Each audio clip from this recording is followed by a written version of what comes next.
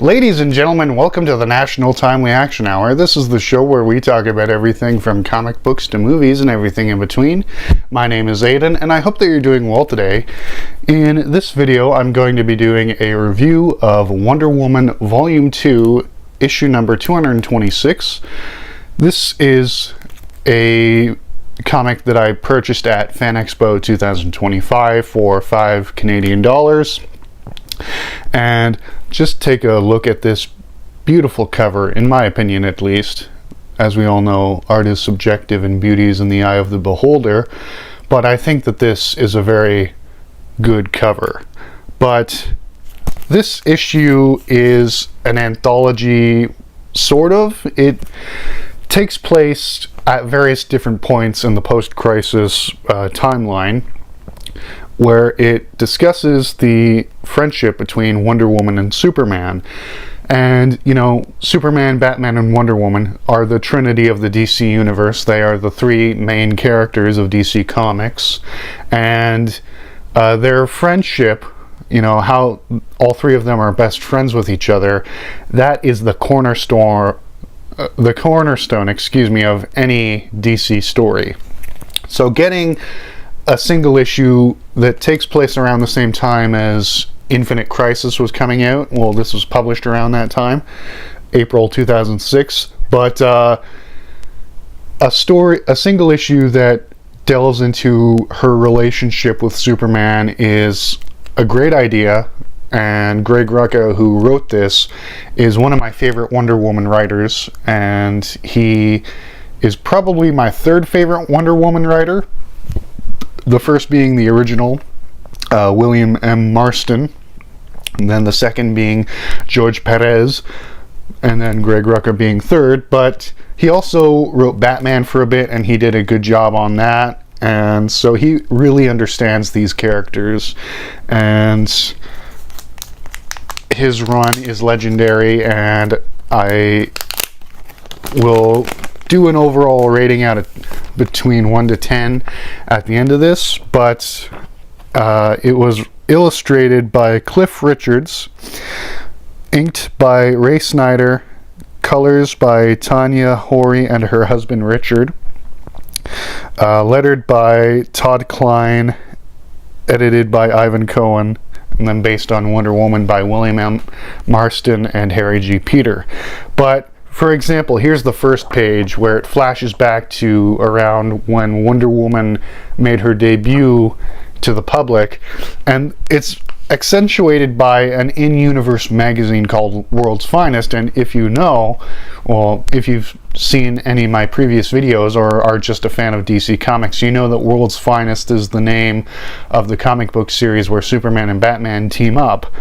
But World's Finest magazine in the DC universe is like this rag that publishes gossip, and they think that Superman and Wonder Woman are romantically involved, but they're just best friends.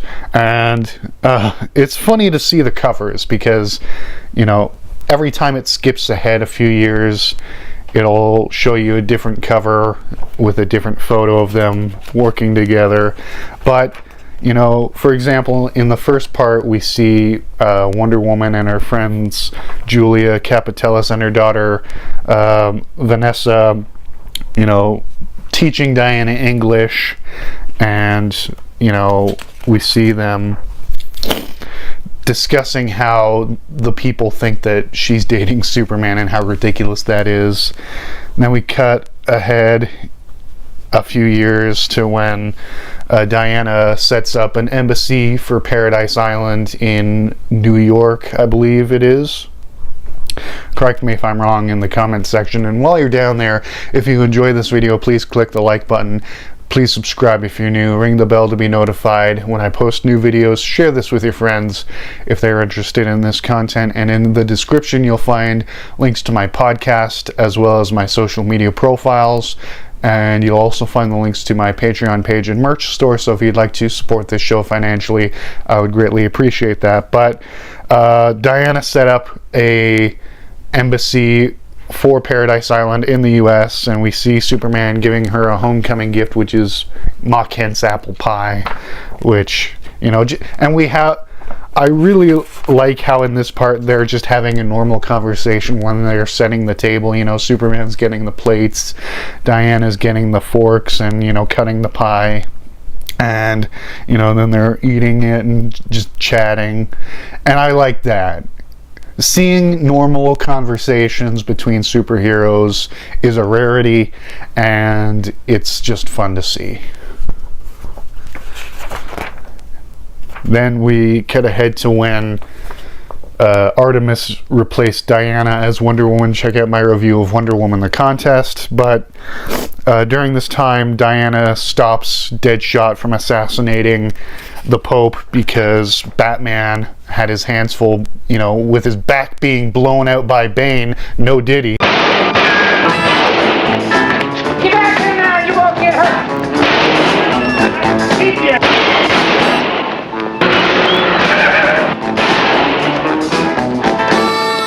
Excuse me, but that's very rude. Get out of here, broad! It's also dangerous.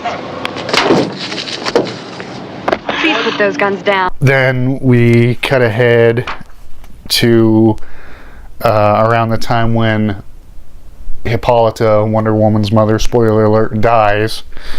And this is around the time that Lex Luthor was president of the United States. So that's where it fits in the timeline. And Superman's comforting Diana. And then we cut ahead to Identity Crisis, where they're mourning Sue Dibney and trying to figure out who would murder her.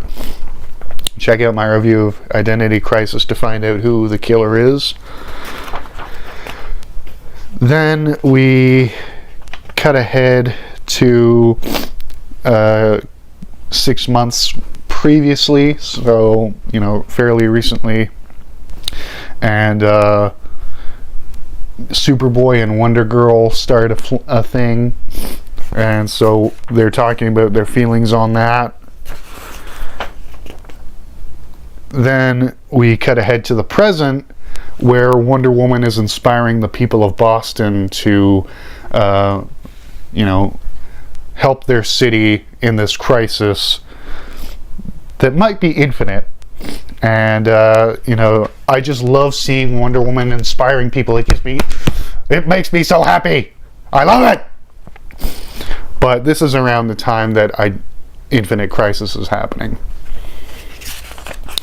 But it ends with, you know, showing some of the covers of World's Finest. Then we get in-house advertisements for other stories and, you know, video games and such, etc., etc. But on a scale of 1 to 10, with 1 being horrible and 10 being amazing, I would give this a 10 because it is so well written, so well illustrated. The colors pop, the inks are incredible.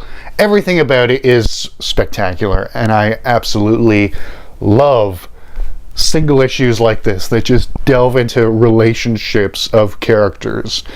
It does show some action, but it's limited, which is fine. But, you know, knowing the medium, they love action scenes. But I love character-driven stories as well. I love action scenes, don't get me wrong. It's just that when a character-driven issue is done right, it makes me so happy. But that is all I have for you today on this episode of the National Timely Action Hour. Once again, my name is Aidan, and I sincerely hope that you all have a wonderful rest of your day.